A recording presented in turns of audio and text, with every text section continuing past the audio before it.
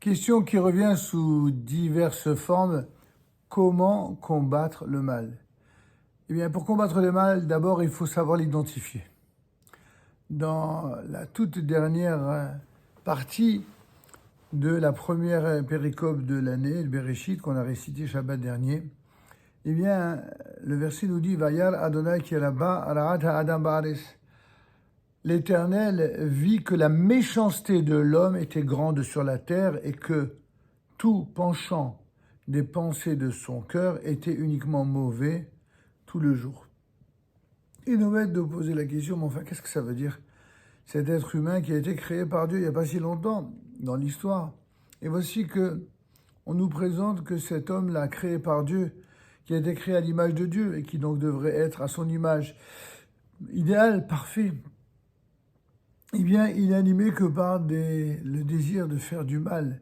Comment cela est possible? Comment le fait d'avoir donné à l'homme ce fameux libre arbitre dont parlent les textes, ça lui a donné la possibilité de faire autant de mal? En vérité, c'est ça le libre arbitre. Le libre arbitre, c'est la possibilité à l'homme d'être quelqu'un de bien alors qu'il peut faire du mal. Et c'est cela que signifie le texte lorsqu'il dit « Vechol yetzer marchevot libo », à savoir que tout penchant des pensées de son cœur était uniquement mauvais. En d'autres termes, l'homme n'est pas mauvais, mais son penchant, lui, est mauvais. Et il faut combattre ce fameux mauvais penchant pour arriver à faire perdurer, ou plutôt triompher le bien.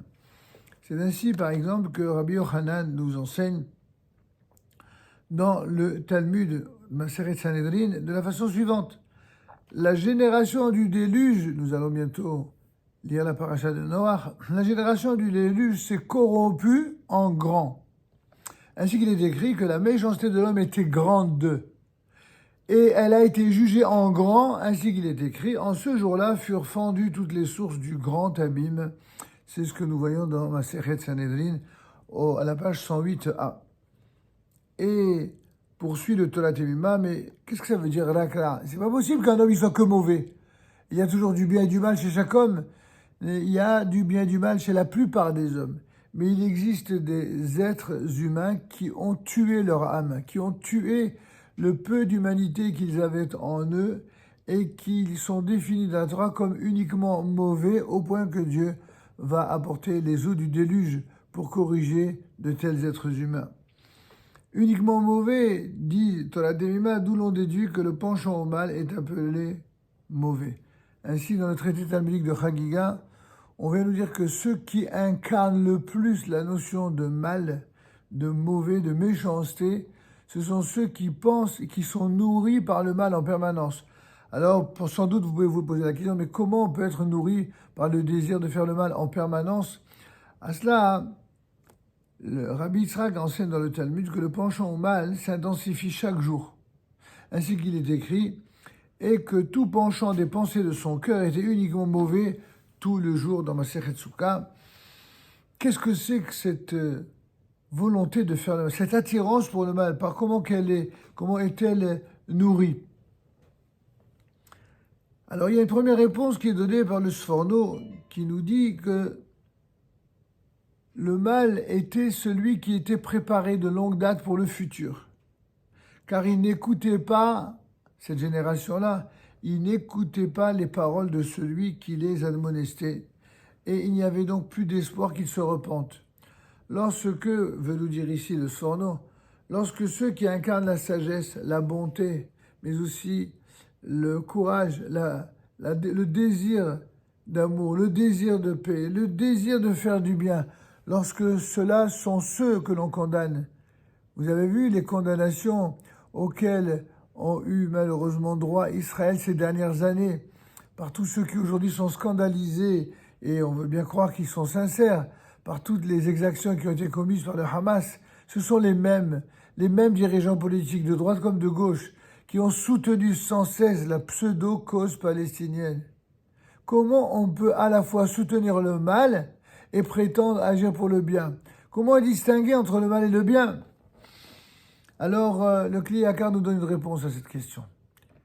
À propos de ce verset qui dit que Hachem vit que la méchanceté de l'homme était grande, il explique en quoi cette méchanceté était grande. parce qu'il perpétrait la débauche. Or, la luxure va toujours en grandissant sans ne jamais être rassasiée. Il en est ainsi de l'affirmation de nos maîtres dans le traité talmudique Souka, qui dit à propos de l'être humain, plus particulièrement à propos de l'homme, de façon à la fois pudique mais également crue, l'homme, le sexe masculin, a un petit organe qui, plus il est nourri, plus il a faim. C'est-à-dire que si un homme accomplit un commandement divin consistant à avoir des enfants, consistant à jouir pleinement de sa vie conjugale dans la propreté morale et dans la fidélité à son épouse, alors ça ne peut pas faire de mal. Mais s'il ne fait que pour nourrir un vice, il n'y aura jamais de fin à ce vice-là, car plus l'organe en question est nourri, eh bien plus il est affamé, plus il a envie. Et c'est ainsi que on perpétue le vice et la dépendance du vice. Et quand on rentre dans cette logique de ce que la Torah appelle la débauche, alors on produit un peuple, une génération de personnes qui sont totalement omnubilées par cela. Et c'est ce que dit en tout cas le texte. Il perpétrait également le vol. Et celui qui aime le vol, la rapine et l'argent n'est jamais repu d'argent. De la même manière que ce qui a été dit pour la sexualité, cela est dit pour l'obsession idolâtrique de l'argent. La passion ne fait que grandir constamment.